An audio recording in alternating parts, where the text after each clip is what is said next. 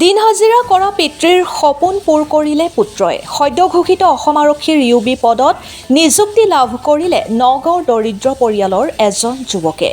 সদ্যঘোষিত অসম আৰক্ষীৰ ইউবি পদত নগাঁৱৰ চামগুৰিৰ গেন্ধালী গাঁৱৰ বিশ্বজিৎ গগৈয়ে নিযুক্তি লাভ কৰাত উৎফুল্লিত হৈ পৰিছে দিন হাজিৰা কৰা পিতৃ মাতৃসহ গাঁৱৰ ৰাইজে।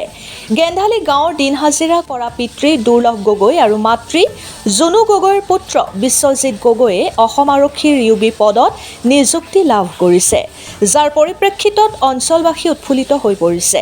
বিশ্বজিৎ গগৈয়ে 2020-21 চনৰ পৰাই অসম আৰক্ষীৰ লগতে বিভিন্ন বিভাগত এটা চৰকাৰী চাকৰিৰ বাবে অনুশীলন কৰি আছিল। অৱশেষত সদ্যঘোষিত কৰা অসম আৰক্ষীত নিযুক্তি লাভ কৰে। পুত্ৰই স্বচ্ছ নিকাভাৱে অসম আৰক্ষীত নিযুক্তি পোৱাৰ পাছতেই আৱেগিক হৈ পৰে।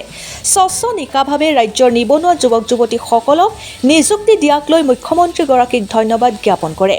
পুত্ৰৰ এই সাফল্যৰ বাবেই পিতৃ আৰু মাতৃয়ে মুখ্যমন্ত্ৰীক ধন্যবাদ জ্ঞাপন কৰাৰ লগতে পুত্ৰই কৰ্তব্যনিষ্ঠা নিকা ভাৱমূৰ্তিৰে সুনাগৰিক হৈ আগবাঢ়ি যাবলৈ আশীৰ্বাদ প্ৰদান কৰে। নগাঁৱৰ পৰা বিভূতি বৰাৰ প্ৰতিবেদন, বিহালী সংবাদ অসম। নমস্কাৰ, মোৰ নাম শ্ৰী বিশ্বজিৎ গগৈ। কোনটো গাঁওখনৰ নামটো কি? গেন্ধালী বেবিছে। তুমি কিহত চাকৰি কৰিছা বৰ্তমান? মই অসম আৰক্ষীৰ ইউবি বিভাগত নিযুক্ত হৈছোঁ। কোনটো ইউবি বিভাগত আছে? কি ক'বা, যিহেতু স্বচ্ছ নিকাভাৱে এটা চাকৰি পাইছিলে, আশা আছিল নে? আশা আছিল, মামাৰ ওপৰতো আমাৰ আশা আছিল। মামাই যে এনেদৰে আমাৰ দুখীয়া শ্ৰেণীৰ লোকক তেনেদৰে এটা চাকৰি দিব বুলি। মামালৈ ধন্যবাদ থাকিল, লগতে কষ্টৰ ফলো পালোঁ। মা দেউতাৰো সপোন পূৰণ হ'ল। পিতৃ গেছ কোম্পানীৰ ৰান্ধনি কৰে, মাতৃ ঘৰতে থাকে। তুমি কিমান বছৰ ধৰি এই চাকৰিৰ বাবে কষ্ট কৰি আছিলা? মই প্ৰায় 3 পৰা 4 বছৰ ধৰি কষ্ট কৰি আছিলোঁ, ফলটো পাইছোঁগৈ। আগতে দিছিলে আৰক্ষী বিভাগত? হয়, কি ক'ব? মুখ্যমন্ত্ৰী ডাঙৰীয়ালৈ ধন্যবাদ জ্ঞাপন কৰিছোঁ, তেখেতে এইকণ সুবিধা দিয়াৰ কাৰণে। কাৰণ আমি দুখীয়া মানুহ, আমি টকা পইচাৰ দিশটোত আমি বহুত দুৰ্বল।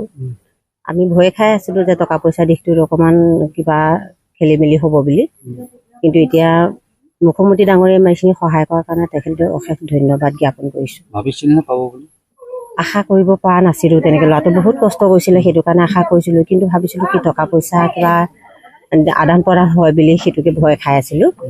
কিন্তু এতিয়া ৰিজাল্টটো পাই বহুতেই ভাল লাগিছে যে মুখ্যমন্ত্ৰী ডাঙৰীয়াই আমাক বহুত সহায় কৰিলে। আপোনাৰ নামটো? মোৰ নামটো শ্ৰী দুৰ্লভ গগৈ। আপুনি কিহত কাম কৰে? মই এই গেন্ধালী বেবেৰীয়াৰ গেছ কোম্পানীতে ৰান্ধনি কৰোঁ। আজি পুত্ৰই আৰক্ষী বিভাগত চাকৰি পাইছে, হয়। কেনেকুৱা লাগিছে? আজি মোৰ বহুত আনন্দৰ দিন। এটা সৰু কোম্পানী, তাতে গেছ কোম্পানীত ৰান্ধনি হিচাপে কাম কৰি আপুনি সকলোখিনি যোগাৰ কৰিব পাৰিছিল নে পুত্ৰৰ বাবে? কষ্ট হৈছিলে আৰু মোৰ মানে এনেকুৱা হয়, য'ত মানে 2 টকা খৰচ কৰিব লাগে তাত মই 1 টকাহে খৰচ কৰোঁ। আৰু চব মাইকী মানুহৰ হাতত, আমাৰ মাকৰ হাতত দিওঁ, আৰু তাই মানে পৰিচালনাবিলাক কৰে। আৰু তাই যদি পৰিচালনা নকৰিলেহেঁতেন মোৰ অসুবিধা এটা হ'লহেঁতেন। আৰু পুত্ৰই চাকৰি জীৱনৰ প্ৰথমটো খোজ দিছে, কি ক'ব পুত্ৰক এই ক্ষেত্ৰত? পুত্ৰক মই কি ক'ম, মোৰ কাৰণে মানে বহুত ধন্যবাদ তেওঁ, আৰু আমাৰ মা দেউতাকৰ ওপৰত আশীৰ্বাদ থাকিব তাৰ। কেতিয়াও সেইবিলাক মানে বিফলে নাযায়, আশা থাকিল মোৰ। এটকা